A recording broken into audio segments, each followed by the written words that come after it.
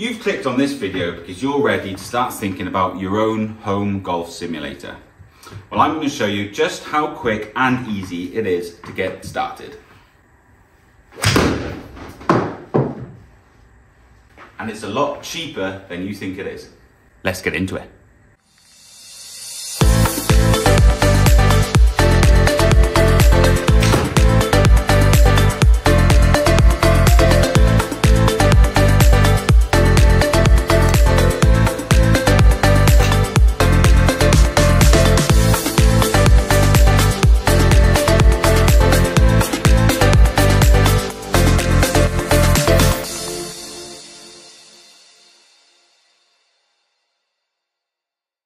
In this video, I'm going to show you how to get started on your own home golf simulator journey.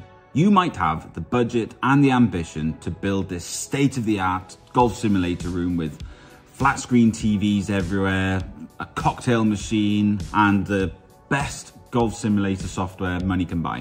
You might have a more modest budget like I did, about £3,000 to build the dream simulator that you've always wanted, but it's all you could afford. But I promise you that every single golf simulator room that you've seen on YouTube or online all started with the same 5 items, and they are all more affordable than you think.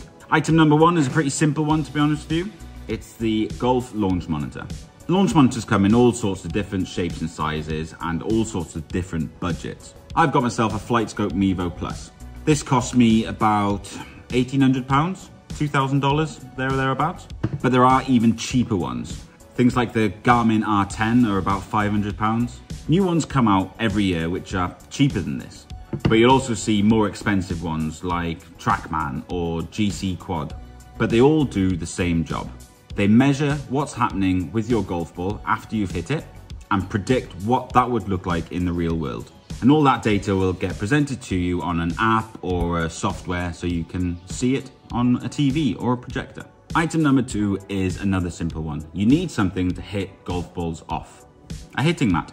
Again, these can vary on budget as well. The one I'm using is a simple driving range golf mat. I got it secondhand and it was really cheap. I started with a hitting strip like this one, and you can just put your golf ball on it. It can even hold a tee. They don't even need to be too big. I mean, this one is, what, about 12 inches wide, 30 inches long, if that. It's nice and simple, nice and thick. Like I said, it holds a tee, holds your golf ball, and it's really forgiving on the wrists. But you do need something, because you're not going to hit it off carpet or concrete or wherever you're going to put your golf simulator. I started with that hitting mat, and it cost me £30. And then I moved up to the stance mat that you get from a driving range. But these things don't need to cost the earth. It's just a starting point. And that's the thing about golf simulator rooms. You can start small and just upgrade as you go along. Item number 3 is you need something to hit your golf balls into. Not sure why I did that. You'll be hitting golf balls up to 160 miles an hour, and you need something that's going to stop that ball, otherwise it's going to clatter all over your golf simulator room. I know, very self-explanatory. This is an impact screen. Why do I keep doing that?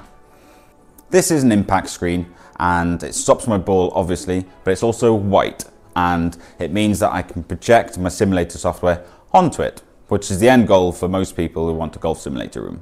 But this is a quick start guide, and this is what I started with. A simple golf net. You see these at some courses where they've got a cage where you hit golf balls into to start your round. So it's a simple net. It cost £30, if that, maybe even £25. After I got my impact screen, I moved the net to the side, and now it stops my shanks. It doesn't stop me shanking the ball, it catches my shanks. But anyway, you don't need an impact screen, you can start with this.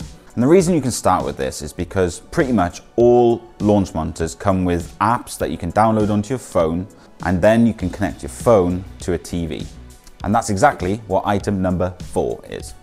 The humble beginnings of all golf simulators, a TV.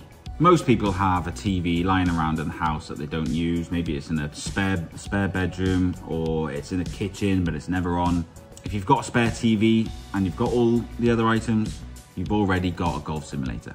If you haven't got a spare TV, well, you can pick them up fairly cheap anyway. The final piece to this jigsaw, item number 5, is a simple lead to connect your phone to the TV. You can get these leads dirt cheap off Amazon. It just goes into the phone and then into the TV via HDMI and then job done. The launch monitor I chose, the FlightScope Mevo Plus, comes with an E6 app with free courses. Out the box, the FlightScope Mevo Plus was a golf simulator, and all I needed was those 5 items and I was away. And that's how simple it is. That's all you need. How much did it cost me to start my golf simulator journey? Well, the FlightScope Mevo Plus was 1,800 quid, $2,000. The hitting mat that I showed you earlier was £30.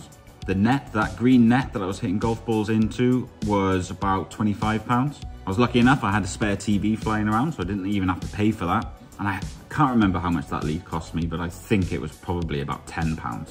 So for less than 1,900 quid, $2,000, you can start your golf simulator journey. And that's with the FlightScope Mevo Plus. You can go even cheaper.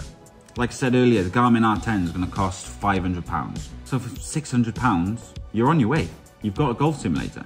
Everything after these 5 items is an upgrade.